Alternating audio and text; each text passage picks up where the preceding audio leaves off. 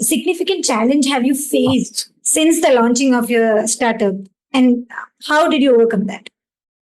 Every day is a challenge. And every day is a new challenge. Okay. So eventually at this point, I have come to peace with the fact that that's how every entrepreneur's life is going to be.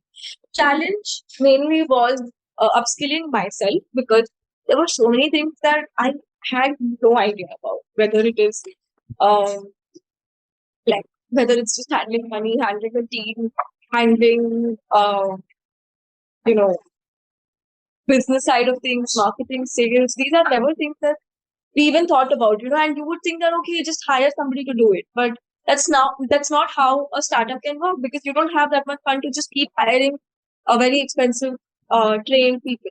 So, and you need to know what your vision is. So whenever it is a marketing campaign, I need to know what the goal is. Whenever it is a sales funnel, I need to know what it is.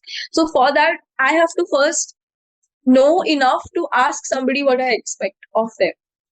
Right. So I think the biggest challenge for me has been that upskilling and that learning. And I feel now I'm understanding it way more better than I would a year ago. And that's only because of the kind of people that I'm meeting. So earlier I was constantly just meeting dentists who themselves had no idea of what this is. But now that I'm meeting real entrepreneurs and founders in different fields, I know that everybody is going through the same challenge, right? Like none of them, no engineering school or no architecture school is teaching them about business. So they are also in the same boat. So just because I'm a doctor doesn't mean that I cannot learn things that a business demands. So once that open mindset has actually started to come in, I've realized that okay, everybody is going through this. Maybe this is my mini MBA. So now I've started calling Medi Study Go as my place, which is just my own mini MBA, because I like to experiment, fail, and then learn from my failure. I don't think any MBA school would allow me to do this much of experiment, right? So this is my mini MBA.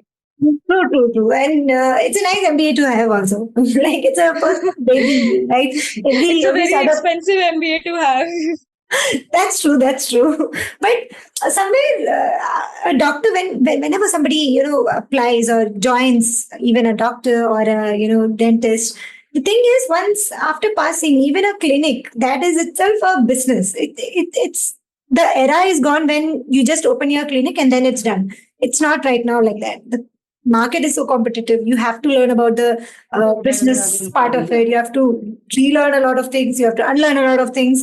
So I think every, like you said, architecture, let it be lawyers, anybody. So they also have their own challenges, and business has become a part of everything, all the fields in the world. So it's a good MBA to have.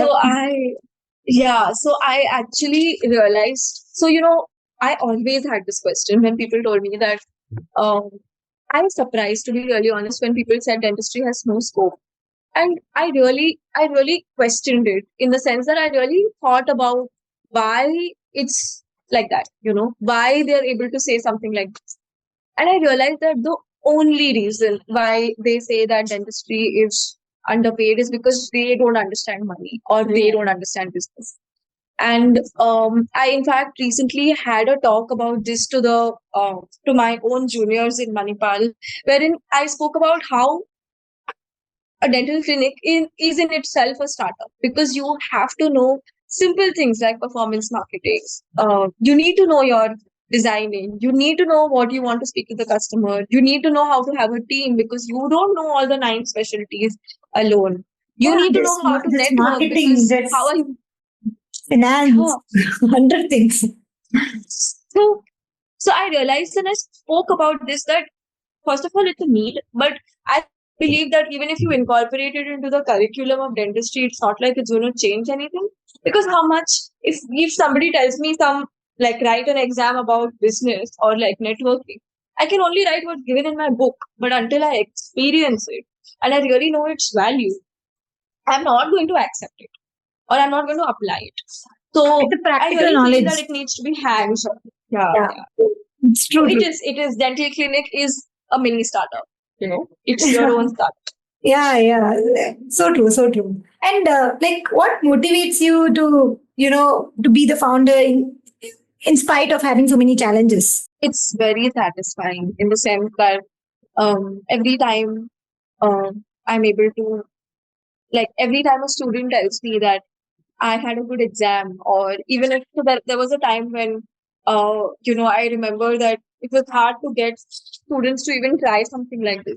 Versus today, when students come and say that this has really helped me, and now I have started accepting and understanding the subject better, you can sleep well at night, irrespective of the challenges, because you know those challenges are there, but those challenges are going to give you a result very soon, you know, and that's very satisfying.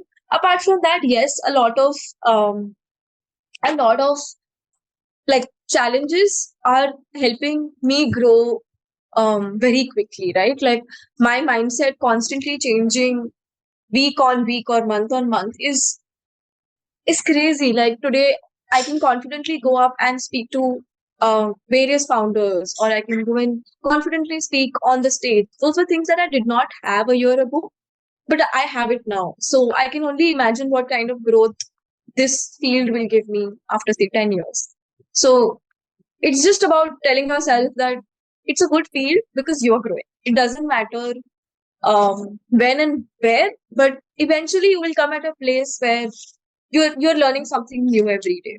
Yeah, and everything will fall into I don't place. think everything will fall in place. That's how it has happened, right? Like when I was in third year, I could not have imagined this happening. So maybe 5 years later, I cannot imagine what's happening now. So it's a True, process, and let it be as a process. true. And Dr.